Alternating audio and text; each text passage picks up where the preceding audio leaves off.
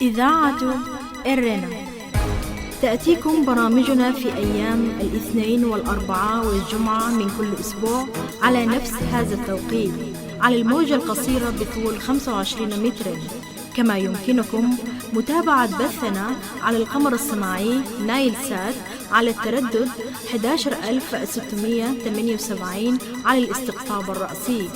إذاعة إرنا الدولية إذاعة إريترية مستقلة يشرف عليها صحفيون إريتريون مستقلون، ويأتيكم بثها من باريس.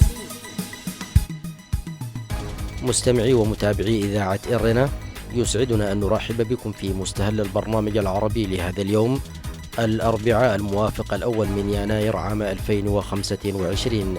ويسعدنا ونحن نستقبل في هذا اليوم العام الميلادي الجديد أن نهنئ الشعب الإريتري في الداخل والخارج، متمنين من المولى القدير أن يجعله عام فرح وسرور وسؤدد لكل أبناء إريتريا. تتابعون في اللحظات القادمة وضمن برنامج إفريقيا في الإعلام العربي التساؤلات التي تجيب عليها اتفاقية أنقرة بين الصومال وأثيوبيا، وهي 5 تساؤلات طرحها وأجاب عليها الكاتب والمحلل السياسي في الشأن الإفريقي الإريتري عبد القادر محمد علي في مقال نشره موقع الجزيرة نت في 25 من ديسمبر الماضي. نتابع.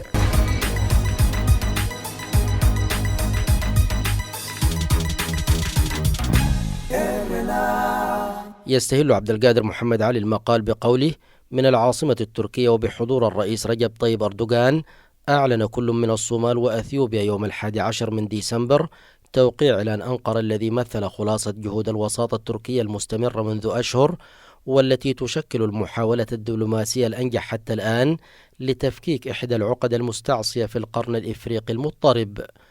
وبالنظر إلى التداعيات الإقليمية للأزمة، فإن هذا يستدعي التساؤل حول الأطراف الرابحة والخاسرة من هذه الخطوة، وهل نحن على عتبات إغلاق نهائي لهذا الملف أم أن الواقع أكثر تعقيدا؟ ويبرز تداخل العوامل الداخلية والخارجية في أول تحدي يواجهه هذا الاتفاق، إذ اتهمت وزارة الخارجية الصومالية في 23 من ديسمبر قوات أثيوبية بمهاجمة قواعد عسكرية صومالية في ولاية جوبالاند، وهو ما أنكرته أديس أبابا، متهمة أطرافا ثالثة بالسعي لعرقلة تطبيع العلاقات بين البلدين. لكن اجتماعا بين وزيري الدولة للشؤون الخارجية في البلدين تم عقده الثلاثاء 24 من ديسمبر في العاصمة الأثيوبية أديس أبابا، أكد التزام الطرفين بتعزيز الحوار وتطوير العلاقات بينهما بالاستناد إلى إعلان أنقرة وفي إطار تنفيذ بنوده. وفي ظل هذه الأجواء تطرح العديد من الأسئلة المرتبطة بدوافع كل من مقديشو وأديس أبابا وراء توقيع هذه الاتفاقية. أولا، على ماذا ينص الإعلان؟ يجيب عبد القادر محمد علي بقوله: اتفاق تاريخي، هكذا وصف أردوغان الوثيقة التي توصل إليها كل من الرئيس الصومالي حسن شيخ محمود ورئيس الوزراء الأثيوبي أبي أحمد، وذلك في مؤتمر صحفي مشترك في العاصمة التركية أنقرة، مضيفا أنه خطوة أولى نحو بداية جديدة مبنية على السلام والتعاون بين مقديشو وأديس أبابا. مثلت هذه الخطوة نقلة مفاجئة بعد التعثر الذي انتهت إليه جولة المفاوضات غير المباشرة الأخيرة في أغسطس الماضي، مما استدعى تأجيل الجولة الثالثة التي كان من المفترض عقدها في سبتمبر الماضي. وحسب نص الاتفاق الذي نشرته وزارة الخارجية التركية، فقد أكد كل من الطرفين احترامه سيادة ووحدة أراضي الآخر مع التخلي عن الخلافات في الرأي والقضايا الخلافية، والمضي قدما بشكل تعاوني لتحقيق الرخاء المشترك. كما اتفق البلدان أيضا على العمل باتجاه إقرار إبرام اتفاقيات تجارية وثنائية من شأنها أن تضمن لأثيوبيا وصولا إلى البحر موثوقا به وآمنا ومستداما تحت السلطة السيادية لجمهورية الصومال الفيدرالية، بما يحقق المنفعة المتبادلة. وقرر الزعيمان البدء بمفاوضات فنية لتحقيق هذه الغاية قبل نهاية فبراير، بهدف الوصول إلى اتفاق خلال 4 أشهر من خلال الحوار وبدعم من تركيا عند الحاجة.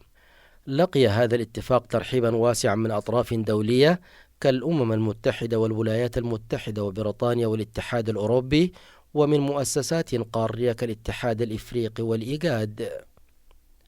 ما زلتم مستمعي الكرام ومستمعات الكريمات تتابعون موضوعا بعنوان تساؤلات اتفاقية أنقرة بين الصومال وأثيوبيا للمحلل السياسي الإريتري عبد القادر محمد علي، والذي نشره موقع الجزيرة نت في 25 من ديسمبر الماضي، وذلك ضمن حلقة جديدة من برنامج إفريقيا في الإعلام العربي.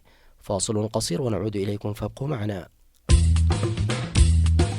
هذه إذاعة إرنا. ثانيا، لماذا وقعت أثيوبيا على الاتفاق؟ يجيب عبد القادر محمد علي بقوله: تستند الموافقة الأثيوبية على توقيع الاتفاق إلى مجموعة من الدوافع الاستراتيجية، إذ يمهد هذا الاتفاق الأرضية أمام أديس أبابا لوصول آمن ومستدام إلى البحر ومنه، وهو هدف استراتيجي أكد أبي أحمد أهميته باعتباره مسألة وجودية بالنسبة لبلاده. من الناحية الاقتصادية، سيؤدي نجاح هذا الاتفاق عند بلوغ مراميه النهائية إلى تخليص أثيوبيا من الارتهان لميناء جيبوتي الذي يمثل المنفذ لقرابة 90% من صادراتها ووارداتها، مما سيخفف من تكاليف النقل المرتفعة التي تحملتها أثيوبيا، والتي بلغت في بعض السنوات $2,000,000 يوميا، أو ما يوازي 16% من قيمة تجارتها الخارجية، بالإضافة إلى معالجة شكاوى أديس أبابا من الرسوم المرتفعة المفروضة حاليا والبالغة قرابة $2,000,000 سنويا. يساهم الاتفاق أيضا في خفض التوتر الإقليمي، ويتيح لأديس أبابا التفرغ لمواجهة التحديات الداخلية متعددة الأوجه، حيث ترزح البلاد تحت التداعيات الاقتصادية المروعة لحرب تيغراي، إلى جانب الصعوبات الكبيرة في بسط الأمن في العديد من الأقاليم نتيجة تصاعد نشاط الجماعات المسلحة المتمردة، وعلى رأسها ميليشيا فانو في إقليم أمهرة.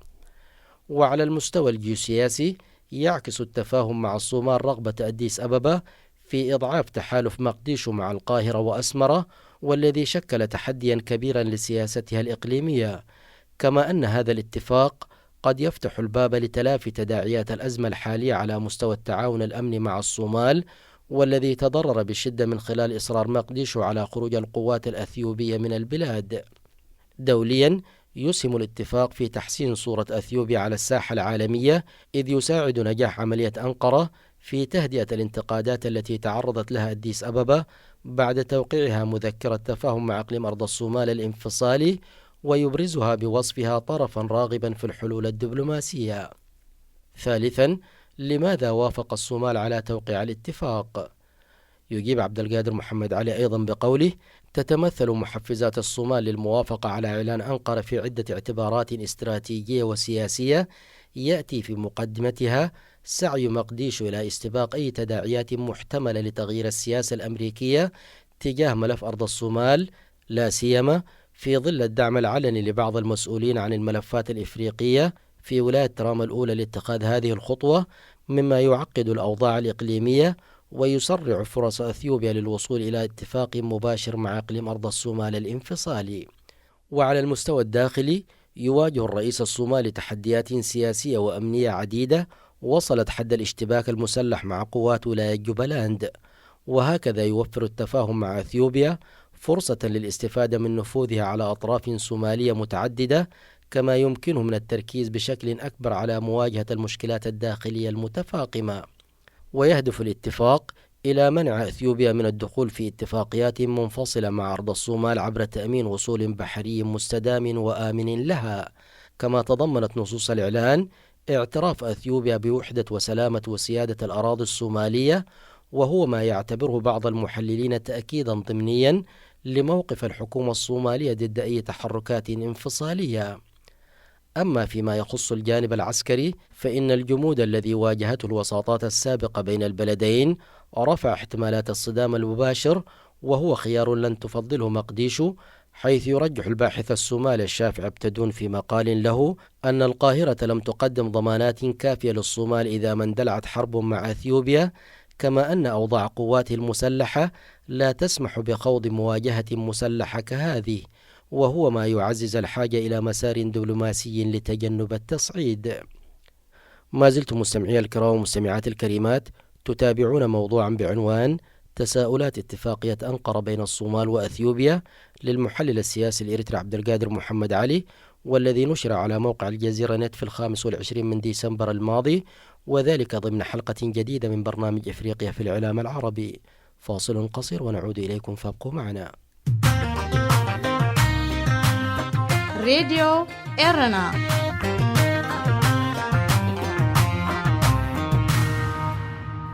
رابعا، من الرابحون والخاسرون من هذا الاتفاق؟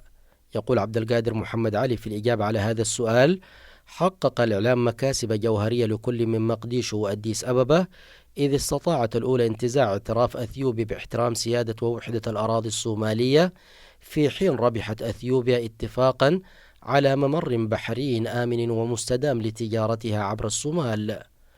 خارج طرفي الأزمة المباشرين، تأتي تركيا على رأس الرابحين من هذا المسار الدبلوماسي لحل الأزمة بين الصومال وأثيوبيا، إذ يشير تقييم منشور على موقع جيوبوليتيكال مونيتور إلى أن هذا الاتفاق يمثل تأكيدا واضحا على نفوذ أنقرة المتزايد في القرن الإفريقي، كما أن نجاح الوساطة سيمنح أنقرة على الساحة الدولية سمعة بوصفها شريكا عمليا وموثوقا وقادرا على التوسط في بعض أكثر البؤر الجيوسياسية حساسية وتحديا في العالم.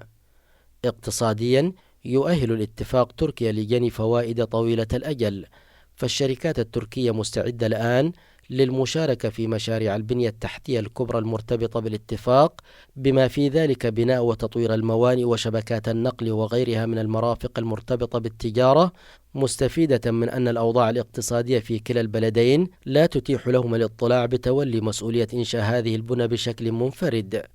على الضفة الأخرى، تبدو جيبوتي أحد الخاسرين من هذا الاتفاق الذي قد يمهد الطريق لتحول أثيوبيا نحو استخدام للموانئ الصومالية في جزء كبير من تجارتها الخارجية، حيث توفر الحركة التجارية الأثيوبية موردا لخزينة جيبوتي يتراوح بين $1.5 مليار إلى $2 سنويا، كأحد أكبر المداخيل الحكومية.